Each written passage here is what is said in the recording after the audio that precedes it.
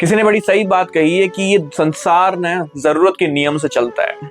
जिस सूरज का इंतजार किया जाता है ठंडियों में, उसी सूरज का तिरस्कार किया जाता है गर्मियों में।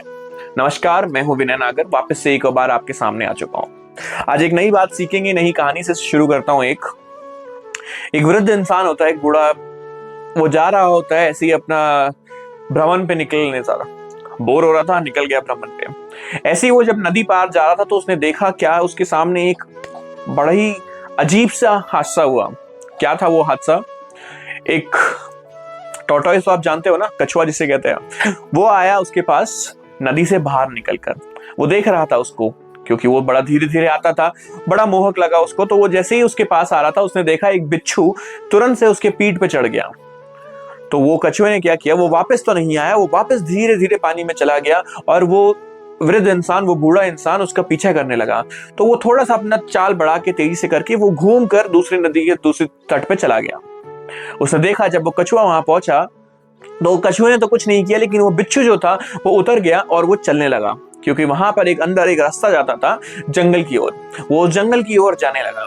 तो वो देखते लगा कि वो कछुआ वापस उसको छोड़कर अपना पानी में निकल गया। तो उसने बोला ये क्या चीज हो रही है कि वो बिच्छू चढ़ा और दूसरे पार आके उतर गया, और वो जाने लगा। तो बूढ़ा इंसान देखने लगा कि आखिरकार ये बिच्छू जाता कहाँ है।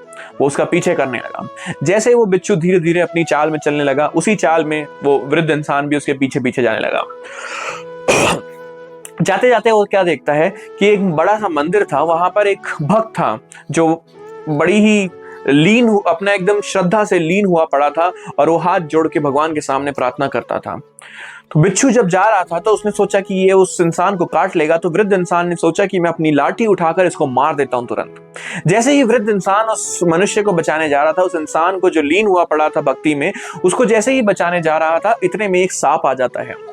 तो वृद्ध इंसान तो उससे दूर था, तो लेकिन बिच्छू बहुत अपना तेजी से बढ़ के उस सांप पर जैसे ही उसने हमला किया अपने डंक से, तो वो सांप के अंदर उसका जहर चला गया और वो वहीं पर बेहोश हो गया। वृद्ध इंसान तो कुछ नहीं कर पाया, क्योंकि वो इतना पास नहीं था कि वो इतना जल्दी भाग कर जा सके सांप को, क्योंकि उस सांप उस इंसान को काटने जा रहा था जो वहां पर भगवान की भक्ति में लीन था। तो वहीं पर उस बिच्छू ने उसको काट कर बेहोश कर दिया और वो तुरंत वापस चला गया निकलकर, और वो कहाँ गायब हो गया कुछ पता नहीं चला। जैसे ही वो वापस अंदर गया तो उसने उस भक्त से बात करी, उसको पूरा कहानी बताया कि मैं ऐसे ऐसे नदी के किनारे जा रहा था, एक कछुए के ऊपर एक बिच्छू यहाँ तक आया, मैं उसके पीछे आया, वो तुमको डसने ही जा रहा था। तो जैसे ही मैंने अपनी लाठी उठाई उसको मारने के लिए, एक सांप आ जाता है और बिच्छू ने उस सांप को काट के बेहोश कर दिया था। इस तरह से आज तुम्हारी जान बच गई। और वो बिच्छू कहाँ गायब हो गया, चला गया जंगलों में, फिर वो देख नहीं पाया। तो ये सोचकर वो भक्त बहुत खुश हुआ, और वहीं पर उस वृद्ध इंसान ने भी बोला, हे भगवान, तेरी लीला अपरंपार है। तू जो चाहता है, जिसको बचाना चाहता है बचा लेता है, तू जिसको सबक सिखाना चाहता है सबक सिखा देता है। वहीं पर वो भक्त बहुत खुश हुआ कि आज चलो, आज मेरी बहुत जान बच गई, आज मैं बच गया। वहीं पर वो फिर से हाथ जोड़ लेता है भगवान के सामने और वहां बैठ के भगवान का धन्यवाद करता है कि हे भगवान, आज शुक्र है तेरा कि तू मेरे साथ था। तो भगवान का रिप्लाई आता है सामने से कि हे भक्त, जब वो बूढ़ा इंसान जिसका तेरे से कोई वास्ता नहीं था, उसने अपनी लाठी उठा ली तो तेरे को तेरी जान बचाने के लिए उस कछुए, उस बिच्छू से, तो मैं तो भगवान हूं, मैं अपनी लाठी क्यों नहीं उठाता। इस कहानी से आप क्या सीख लेते हैं? इससे आप लेते हैं कि वो अपनी लाठी जरूर चलाता है।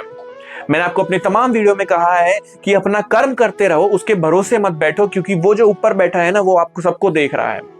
वो सबके साथ इंसाफ करेगा, वो किसी के साथ अन्याय नहीं होने देगा।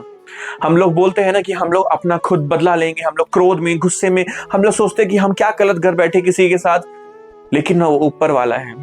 हम किसी को मारेंगे ना तो आवाज जरूर आती है, हम किसी को भी मारेंगे तो आवाज जरूर आएगी, लेकिन जब उसकी लाठी चलती है ना तो आवाज नहीं आती।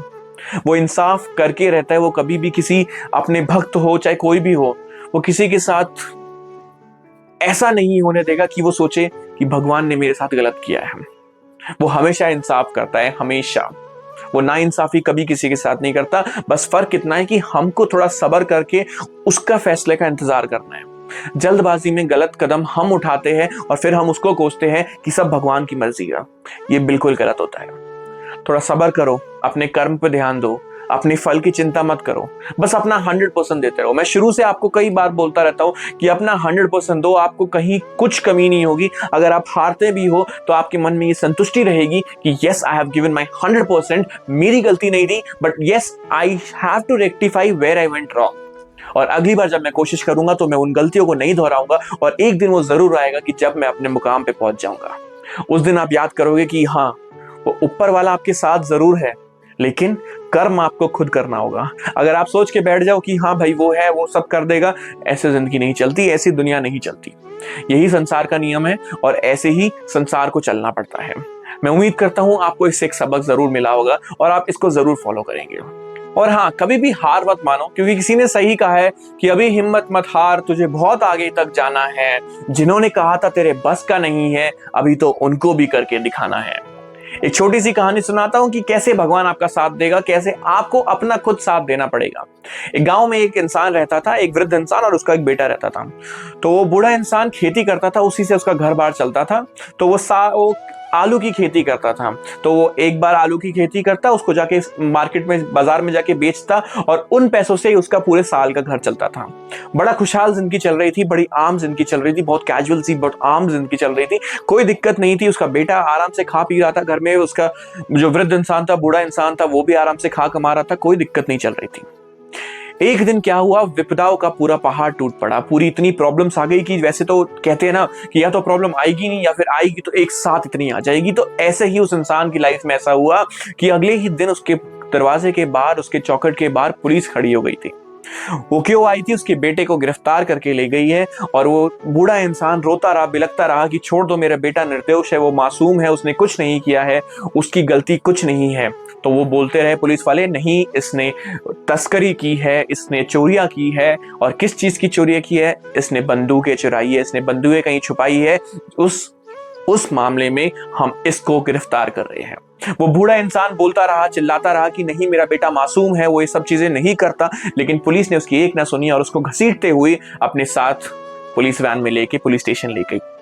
अगले दिन वो उससे मिलने गया, उसने गिड़गिड़ाया, थानेदार के सामने हाथ जोड़े कि मेरा बेटा बेकसूर है, उसने कुछ नहीं किया, उसे छोड़ दो।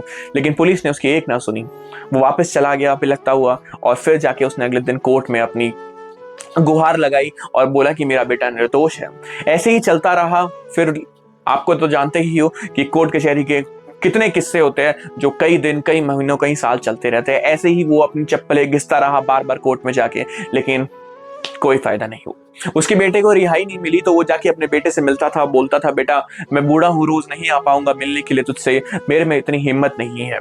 तो वो वापस चला गया उससे मिलने के बाद। अगले दिन उसने चिट्ठी लिखी कि बेटा मैं तो ठीक हूं, लेकिन तू प्लीज घबराना मत, तू घबराना मत, अपनी हिम्मत बना के रखना, तेरा बाप अभी जिंदा है, मैं तुझे छुड़ा लूंगा जेल से।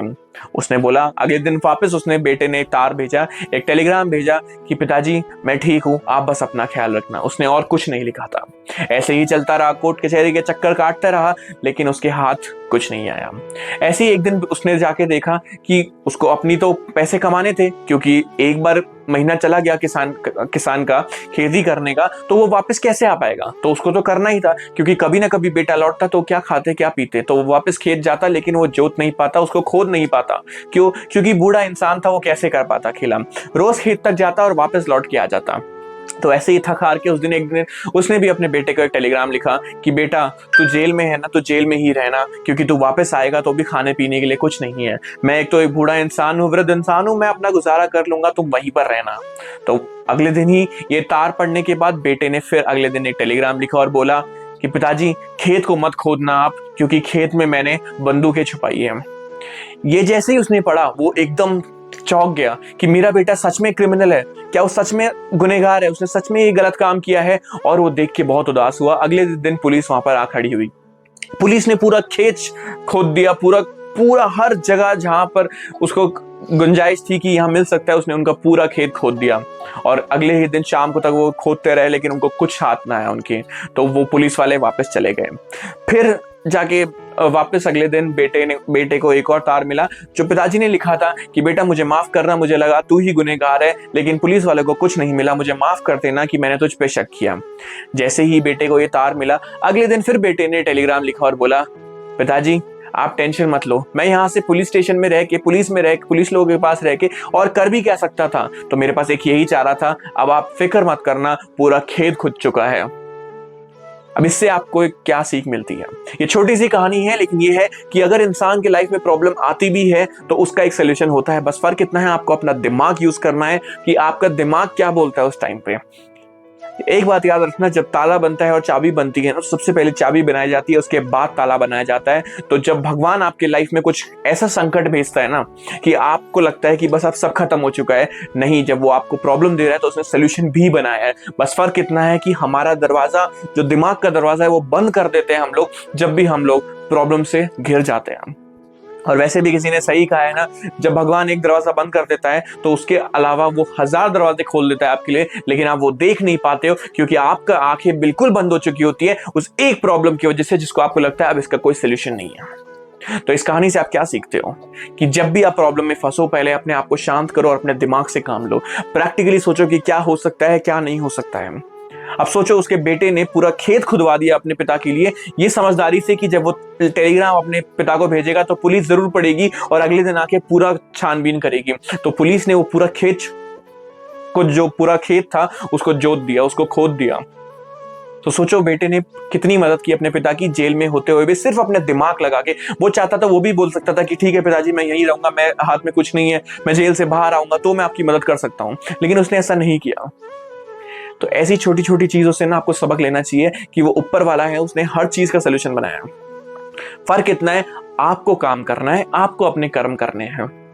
आप अपने कर्मों से पीछे मत हटो, आप करते रहो और सही ढंग से करते रहो और आपका कोई कुछ नहीं बिगाड़ सकता। मैं तो बस इतना ही बोलूंगा, इसी के साथ आज्ञा लूंगा। अगर आपको पसंद आया हो तो वीडियो को जरूर लाइक कीजिएगा, चैनल में नए हो तो सब्सक्राइब जरूर करना। इसी के साथ मिलेंगे दोबारा एक नई वीडियो से, दोबारा एक नई सीख से। उम्मीद करता हूं कि आपको ये जरूर समझ आ रहा होगा जो मैं आपको कहानियां सुनाता हूं, कि इन सब कहानियों में ना जिंदगी की पूरी सच्चाई छुपी हुई है। अगर आपने ये सच्चाई पहचान ली तो आपको जिंदगी में कामयाब होने से कोई नहीं रोक सकता, ये मेरा आपसे दावा है। और आज मैं आपको ये लिख कर दे सकता हूं कि अपनी सूझबूझ से काम करो, सही रास्ते पे करते रहो, तो आपको कामयाबी आपकी कदम चूमने जरूर आएगी। मिलते हैं अगली वीडियो में, धन्यवाद।